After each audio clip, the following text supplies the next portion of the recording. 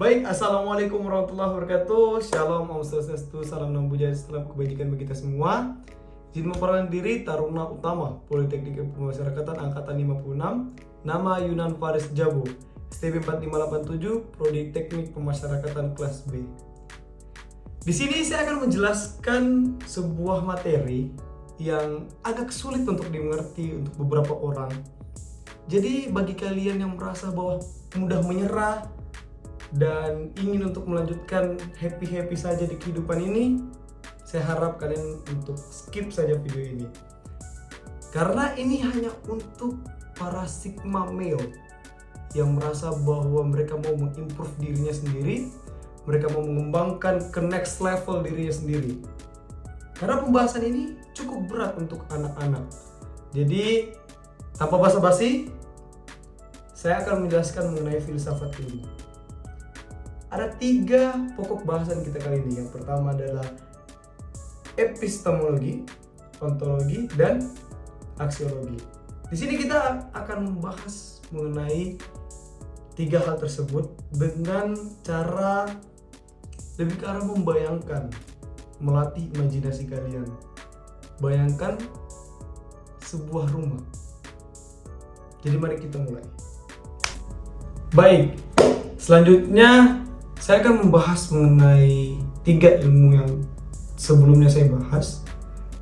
Apa itu ontologi, epistemologi, dan aksiologi. Bayangkan saja gini, bayangkan kalian memiliki sebuah rumah. Untuk membuat sebuah rumah, kalian harus memiliki pondasi, tiang, serta atap. Kita akan membahas pondasinya dulu.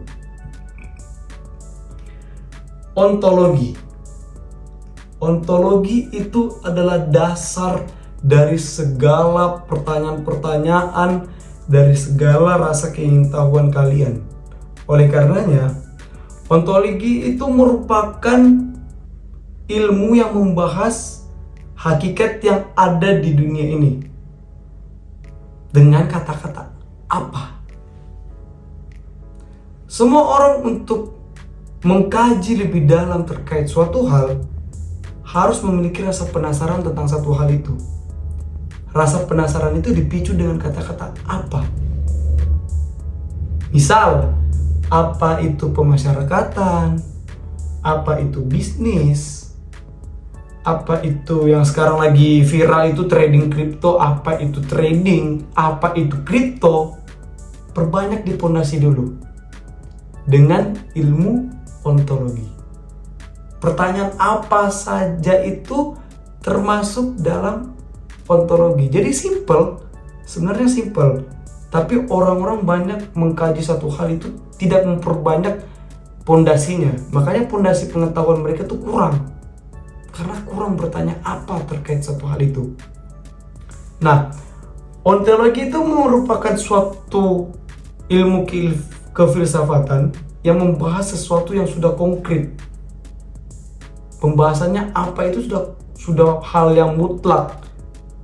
Makanya ruang lingkup dari ontologi itu yang pertama eksistensi.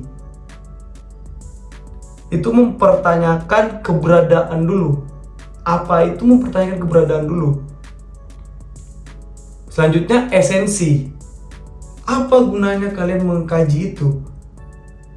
Inti dari rasa penasaran kalian itu apa terkait hal yang kalian ingin kaji itu dulu yang kalian harus pertanyakan. Terus apanya lagi itu ruang lingkupnya itu perubahan dari A ke B, B ke C, gas ke padat, padat ke cair. Itu pertanyaannya itu masuk dalam ontologi. Apa? Nah, banyak orang kekurangannya adalah kurang mengkaji pondasinya mereka. Dan di dalam pemasyarakatan, kami memiliki objek kajiannya itu manusia. Kami bertanya-tanya mengenai apa yang mendasari orang melanggar hukum. Itu yang kami kaji. Pertama, apa dulu? Terus yang kedua, kami bertanya tentang apa pelanggarannya. Apa yang pelanggaran yang sudah diperbuat oleh orang tersebut. Dan yang ketiga, dalam ilmu pemasyarakatan, ontologi berguna untuk mengkaji apa solusi terbaik untuk menghilangkan paradigma dari orang-orang yang telah melanggar hukum ini, dengan melihat apa jenis hukuman yang diterima. Nah, di dalam pemasyarakatan itu serunya adalah kami membahas objeknya itu mengenai manusia. Nah, di dalam pembahasan ini kami juga mengkaji ada namanya hidup, kehidupan, dan penghidupan. Jadi kami mengkaji bagaimana relasi dia dengan Tuhannya. Kami mengkaji juga bagaimana relasi dia dengan sesamanya. Dan kami mengkaji juga bagaimana relasi manusia ini dalam kehidupannya untuk menjadi seseorang yang lebih mandiri lagi. Itu adalah fondasi utama. Apa? Selanjutnya kita akan membahas tentang epistemologi. Tenang, ini nggak berat. Nah, epistemologi itu sendiri simpelnya adalah sebuah tiang dari bangunan yang saya sebelumnya jelaskan.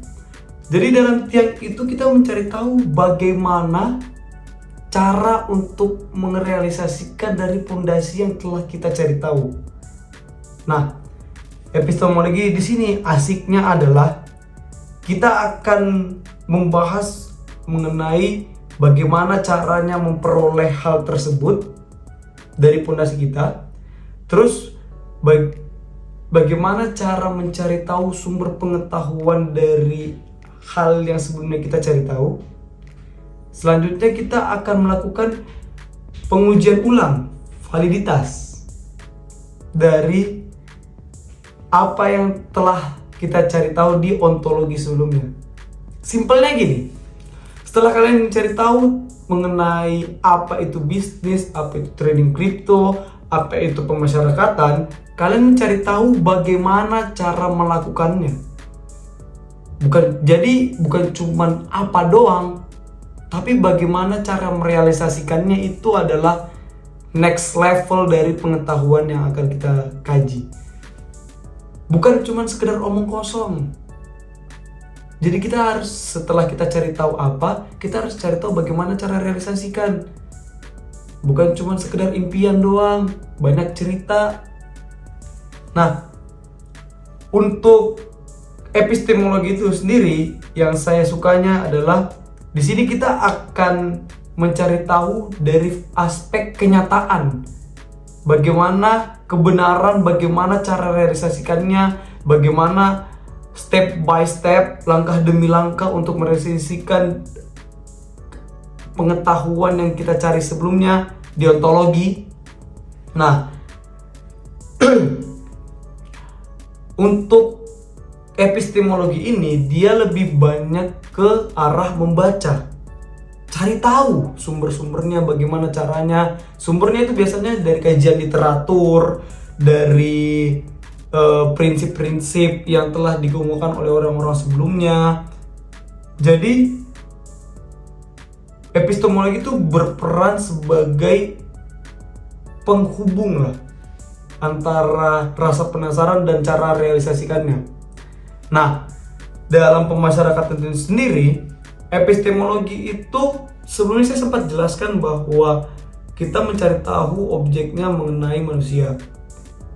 Nah, di dalamnya hal itu saya juga sudah menjelaskan bahwa ada hidup, kehidupan, dan penghidupan.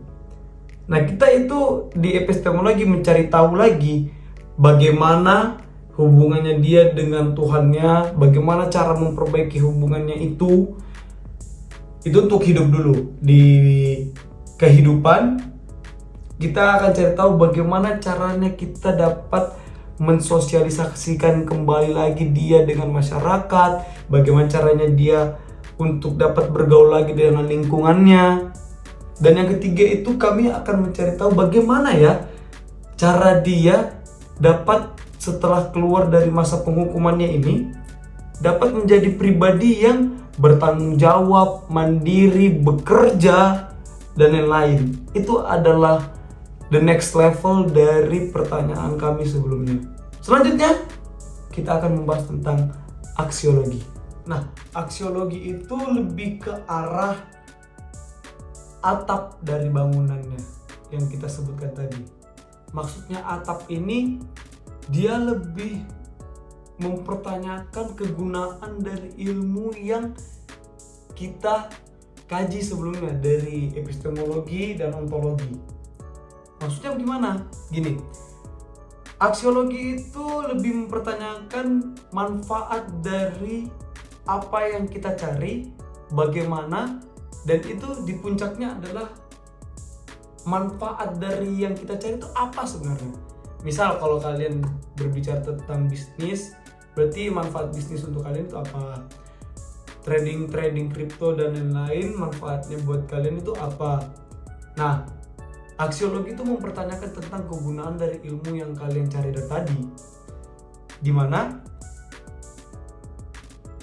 nilai dari aksiologi itu sebenarnya merujuk pada pembuktian kebenaran, terus menemukan pengetahuan baru, atau memberikan penjelasan dari pertanyaan-pertanyaan kalian yang pada pondasi sebelumnya, pada ontologi sebelumnya.